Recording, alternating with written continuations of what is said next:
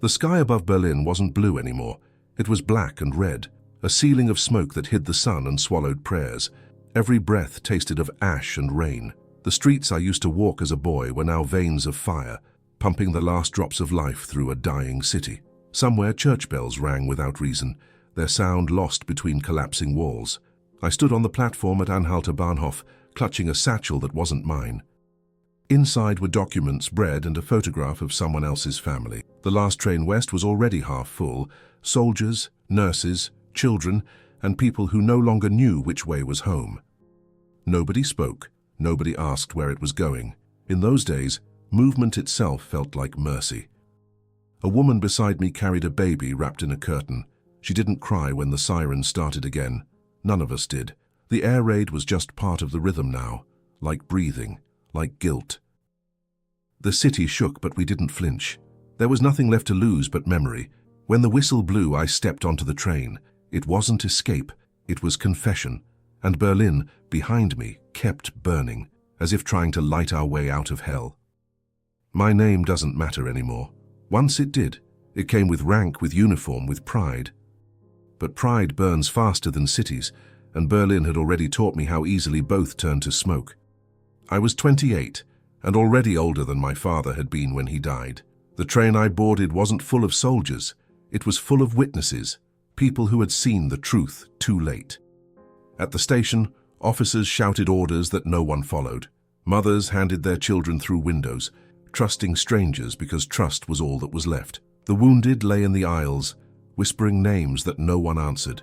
A man beside me clutched a medal to his chest like a wound. I wanted to tell him it didn't mean anything now, but I didn't have the right. I had worn one too. As the train lurched forward, Berlin fell away. Not behind us, but inside us. I looked out the window and saw the city I once called home fading beneath smoke, its streets glowing like veins of dying fire. That light never left my eyes.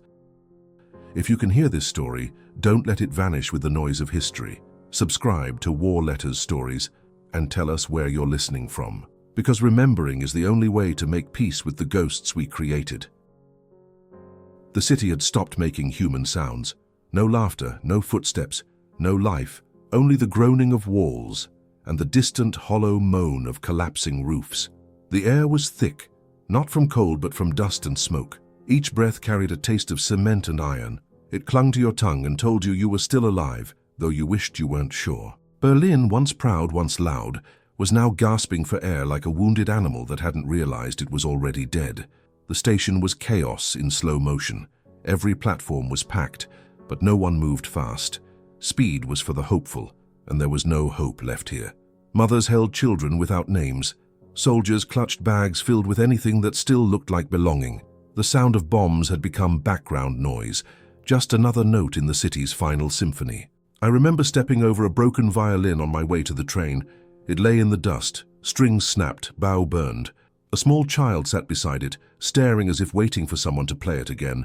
I carried nothing of my own, just a satchel someone had pressed into my hands outside a hospital. Inside, bandages, papers, a single photograph of a family standing in front of a farmhouse that no longer existed. I didn't know them, but I kept it. In war, you borrow other people's memories when you've lost the courage to look at your own. The air raid sirens began again, that familiar rising scream that no longer frightened anyone. The sound had become routine, like breathing or blinking. Somewhere nearby, an old man muttered prayers in Latin. A child asked him if God lived underground now. The man didn't answer. He just kept praying, his voice trembling under the weight of a language that had long stopped saving anyone. When the first bomb hit, the platform trembled. Dust rained from the ceiling and the lights flickered, throwing shadows across faces that didn't flinch anymore. I remember thinking how strange it was, how quickly terror becomes habit. You can learn to fear nothing if you've feared everything long enough. I looked down at my boots, cracked and grey with ash, and thought they looked like they belonged to someone else. A woman beside me was crying, but not loudly. The tears froze before they reached her chin. She was holding a small bundle wrapped in a blanket that used to be white. I thought it was a child until I saw the stillness. She looked at me, and her eyes asked a question no answer could fix. I looked away. In war, you learn that silence is sometimes the only mercy you can offer. When the all-clear siren came, no one cheered. We just kept waiting, as if the world had forgotten to give us permission to move. The train was delayed again. Rails damaged, power cut, someone said. Time had no meaning anymore. Clocks still ticked, but they ticked for no one. I could feel the cold of the platform through my boots. The stone itself seemed tired. A group of wounded soldiers limped by, one of them carrying another on his back. His uniform was torn, the insignia burned away. He looked at me, not with anger or shame, but confusion, like he was trying to remember what side we were on, or if sides still existed. I wanted to help, but my body didn't move. The war had trained us to freeze at the sight of suffering. Compassion had become a luxury we couldn't afford. The train finally arrived at dusk. Its whistle sounded like morning. People rushed toward it, though everyone knew it was already full. I remember stepping aside to let an old woman pass. She didn't thank me. She just nodded once, as if acknowledging we were both ghosts rehearsing life one more time. When I climbed aboard, the floor was slick with melted snow and blood. The air inside smelled like smoke and fear. Someone behind me whispered, "It's the last one." As the doors closed, the city outside groaned one last time. Buildings bending, windows collapsing, the sound of surrender echoing through the smoke. I looked through the cracked glass and saw Berlin receding, glowing faintly beneath the clouds. It looked like a dying fire, still pretending to warm something. And as the train lurched forward, I realized the city hadn't stopped breathing after all. It was just exhaling its last truth, one we had all been too afraid to hear. The inside of the train was darker than the night outside. The lights flickered weakly, painting everyone in a sickly gray. The air smelled of wet wool, rust and fear, the scent of people who hadn't slept or eaten properly in days. The floor was slick, not just from the melted snow on our boots, but from something thicker, the residue of too many journeys that had ended badly. Every time the train jolted, someone whispered a prayer, and someone else cursed under their breath. I found a corner near the back of the carriage. Across from me sat a nurse in a stained uniform. Her hair was tied tight, her hands shaking as she tried to bandage the arm of a soldier who looked no older than 16. He had lost 2 fingers and kept asking if he could still write. She didn't answer. She just smiled faintly and said, "Yes, you'll write again." It was the kind of lie we'd all learned to tell, not to deceive, but to help the world keep moving for one more second. Further down, a man in a tattered officer's coat sat rigid, his eyes fixed on the window, though there was nothing to see. His medals were still pinned to his chest, reflecting the dim light like dying stars. Every few minutes his hand would drift toward them, as if checking they were still there, as if they meant something. Across from him, a boy was eating snow from his glove. His mother tried to stop him, whispering that it wasn't clean. The boy didn't listen. Hunger doesn't care about purity. The train lurched and someone screamed, a short, broken sound that came from the front car. Then silence. A man near the door whispered that someone had fallen between the cars, but no one moved to check. We just stared at the floor. We'd seen too much falling already. The sound of the wheels grinding over the tracks filled the silence again, a rhythm that felt like the heartbeat of something dying slowly. Every few minutes the train would pass a burning village. You could feel the heat even through the cracks in the wooden walls. Children pressed their faces against the windows, their eyes wide but empty. One of them pointed at the flames and said softly, "Home." No one corrected him. Maybe he was right. In war, you lose the right to define what home is. The nurse across from me began to hum, a slow, trembling tune. At first it sounded like a lullaby, but then I realized it wasn't. It was a hymn, one I hadn't heard since childhood, before uniforms and parades, before the speeches that turned faith into fury. Her voice was barely more than a whisper, but it filled the carriage. The boy stopped eating snow. Even the officer turned his head. For a moment, the train felt like a church, a broken, moving church built out of sorrow. When she stopped singing, no one spoke. The silence that followed was heavier than the hymn itself. I looked around and saw faces, tired, hollow, frightened. But what struck me most was that none of them looked surprised. It was as if everyone already knew how this story would end. The only thing left was to wait for it to happen. The soldier beside me leaned closer. His breath smelled like iron and rot. "Do you think they'll shoot us when we get there?" he asked. His voice was small, almost apologetic. I didn't answer. He nodded anyway, as if silence was an answer he expected. "I just hope it's quick," he whispered, leaning back. His eyes stayed open even after he fell asleep. Somewhere outside, artillery rumbled again, distant, steady, like thunder too tired to strike. The window beside me rattled, the glass spider-webbed with cracks. I could see my reflection fractured into pieces, one for every lie I had believed. The man with the medals took one of them off and held it in his palm for a long time. Then, without looking up, he let it fall to the floor. The sound it made was small, but it echoed. I wanted to say something, anything, but the words refused to come. What comfort can you give to ghosts who are still breathing? So I just sat there listening to the wheels, to the hymn still echoing in my mind, and to the quiet sound of medals rolling on the wooden floor, the sound of belief finally giving up. The train kept moving west, slower now, as if even the machine was tired of running. The rhythm of the wheels against the rails was steady, hypnotic, clack, clack, clack, like a heartbeat that refused to stop even when the body wanted to. The world outside the windows had turned to blur, black trees, grey snow, broken fences. We passed through villages that looked abandoned, though sometimes I saw curtains move, and I knew people were still there, hiding, waiting for someone else's war to end their hunger. Inside the carriage, silence became a living thing. It crept between us, pressed against our skin, made breathing feel louder than it should. The nurse sat motionless now, her patient asleep with his head in her lap. She stared at the floor as if the answers to everything were written in the dirt. The man with the medals had finally taken them all off. They lay on the seat beside him, like small pieces of confession. Every so often, he'd glance at them, not with pride, but with the confusion of someone realizing too late that he'd worshipped a false god. A child began coughing in the corner, a dry, shallow sound that didn't stop. His mother tried to calm him, covering his mouth with her scarf, but the scarf was soaked with soot and blood. The officer turned, irritated, then looked away quickly. I recognized the look. It wasn't cruelty. It was helplessness, wearing a mask of anger. We had learned to fake hardness so well that we forgot softness was ever possible. The nurse finally spoke, her voice small but steady. "He needs water," she said. No one moved.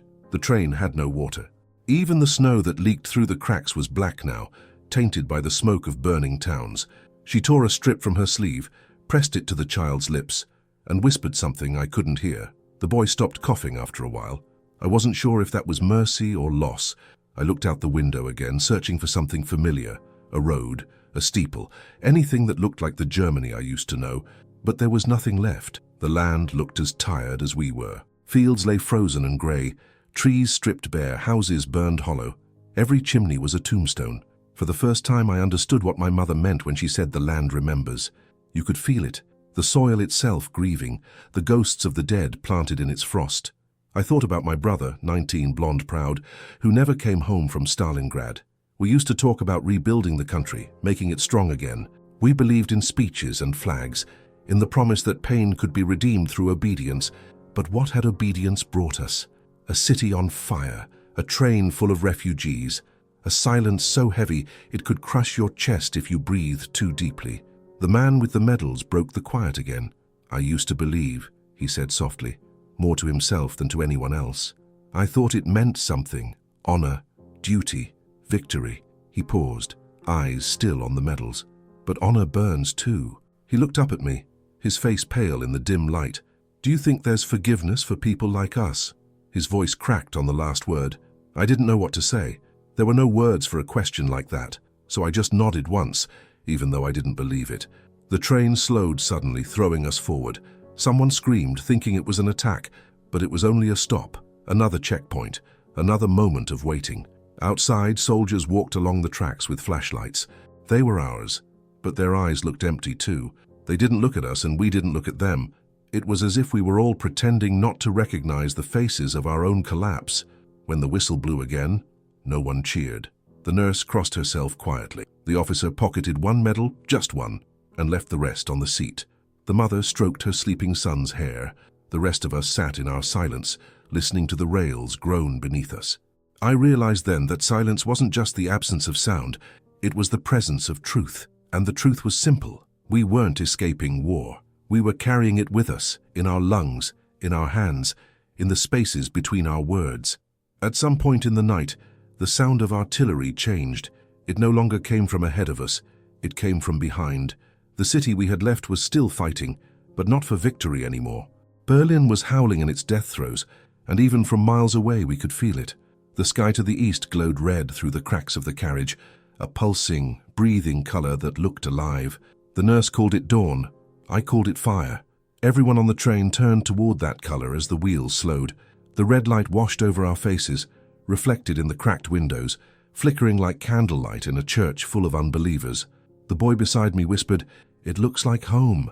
No one corrected him. For a second, we all just watched, mesmerized, horrified, as the horizon bled. The wind carried faint echoes, collapsing walls, distant sirens, the end of an empire dying louder than any man could scream.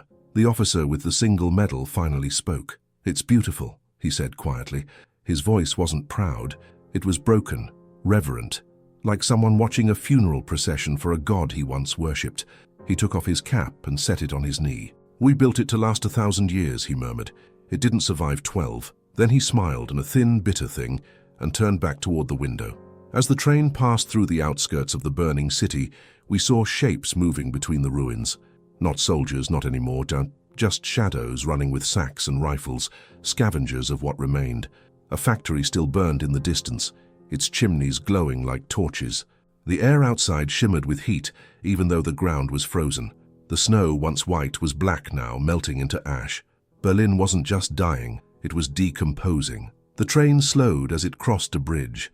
Below us, the river looked thick and dark, carrying debris, crates, beams, maybe bodies. I saw a soldier lean out the window and vomit.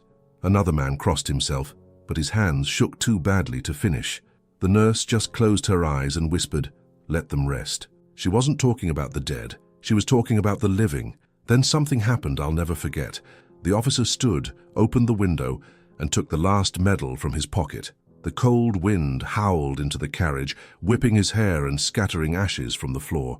He stared at the medal for a long moment, at its dull shine, its perfect emptiness, and then he threw it into the firelit sky. It spun once, caught the light, and vanished into the smoke. "No more lies," he said simply, then sat down again. No one clapped, no one spoke. But for the first time in hours, I felt like someone had told the truth. Outside, we passed a column of refugees marching along the road, figures bent under the weight of what little they carried. Some pulled carts, others pushed bicycles with children asleep on top. Every few steps, one would stop and look up at the train, faces pale in the red glow. I wanted to wave, to shout something, but shame glued my hands to my knees. What comfort could we offer them from inside our moving coffin? The boy who had been eating snow earlier tugged at my sleeve. "Are we winning?" he asked. His mother turned away before I could answer. I thought about what victory meant, about banners, parades, speeches, and then I looked at the sky again, bleeding through the clouds. "Yes," I said finally, my voice quiet. "We're winning our way out." He smiled, not understanding. Maybe it was better that way. As the fire faded behind us, the darkness returned, thick and complete. The glow of Berlin disappeared over the horizon, leaving only smoke. For a long time, no one moved. The wheels kept turning, but it felt like we were floating in silence, cut loose from the world. The man who'd thrown his medal out the window leaned his head back and closed his eyes. The nurse covered the sleeping boy with her coat. And I, staring into the glass, saw the reflection of the red sky still burning behind me. Not in the distance anymore, but in my own eyes. That was when I understood what the fire really was. It wasn't the city burning. It was everything we had believed in. And now it was burning inside of us too. The train stopped just before dawn. No whistle, no warning, just the sudden stillness of something that had been moving too long.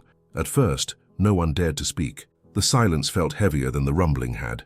Then a man near the door muttered, "Another checkpoint," though even he didn't sound convinced. The air inside had gone sour, thick with sweat and fear and something older, the scent of bodies that had forgotten how to hope. When the doors opened, cold rushed in. It wasn't the clean kind of cold that wakes you. It was the kind that reminds you of graves. We had stopped at a small rural station, a place with no name, no sign, just a few wooden shacks and a platform half buried in snow. Smoke drifted in from somewhere unseen. I stepped out, my boots crunching over frost and cinders, and looked around. The station was filled with people, not travelers but refugees, hundreds of them. They stood in silence, staring at us as if we were ghosts stepping out of the underworld. A little girl tugged at her mother's skirt and pointed. "Soldiers," she whispered. The word didn't sound like safety, it sounded like accusation. The mother pulled her close and said something too quiet for me to hear.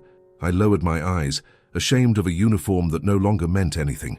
Somewhere behind me, one of our men spat on the ground. An old woman spat back. It landed on his boot. No one laughed. No one defended him. We all knew she was right.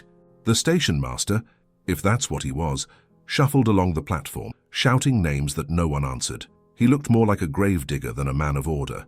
Beside him, a line of children waited for bread that wasn't coming. A few soldiers from another unit were standing guard near the entrance, their rifles slung low, eyes hollow. One of them looked at me, then past me, as if I were invisible. I realized we all were. The nurse followed me out, carrying the sleeping boy. His face was grey now, his breath shallow. She laid him on a bench near the wall, brushed snow from his hair and whispered, "He needs warmth." I didn't know what to tell her. The fire was gone. There was nothing left to burn except ourselves. She pulled her scarf off and wrapped it around him anyway. The gesture looked so gentle, so human, that it hurt to watch. A train on the next track stood still, an older model, its cars sealed shut. The paint was scorched, the doors chained. There were no windows, only a faint rhythmic knocking from inside. At first I thought it was the wind, then I realized it wasn't. The sound came from within. Someone, or something, was inside, trying to be heard. I looked at one of the guards. He stared at the ground. "Don't," he said quietly. His voice cracked on the word. "Just don't." I turned away. My stomach twisted, not from hunger, but from the weight of what I didn't want to know. The nurse saw it too. Her eyes filled with tears, but she didn't make a sound. We just stood there, surrounded by living and dying, by those waiting to leave and those who never would. The sky was pale, washed of color, and for a moment I thought the sun might rise. It didn't. The smoke was too thick. When the whistle finally blew, people began to push toward the doors again. The refugees didn't move. They just watched us go. A man in rags called out something in German. I only caught the end. "You're running from yourselves." I looked back once, saw the old woman who'd spat on the soldier staring at me. Her eyes were bright, not with anger, but with pity. I think that was worse. Inside the train again, the air felt colder than before. The nurse sat across from me, holding the boy, rocking him gently, even though he was already gone. She knew, but she kept rocking him anyway. Not because she thought he'd wake, but because it was all she could still do. Her lips moved without sound. Maybe a prayer, maybe a lullaby. As the train pulled away, I looked out the window one last time. The chained cars faded into the fog, the people into the snow. The platform grew smaller until it was just a speck of grey in the distance. I realized then that we hadn't stopped at a station at all. We had stopped at a graveyard that hadn't yet been buried, and every mile we moved forward felt like a sin we'd never have time to confess.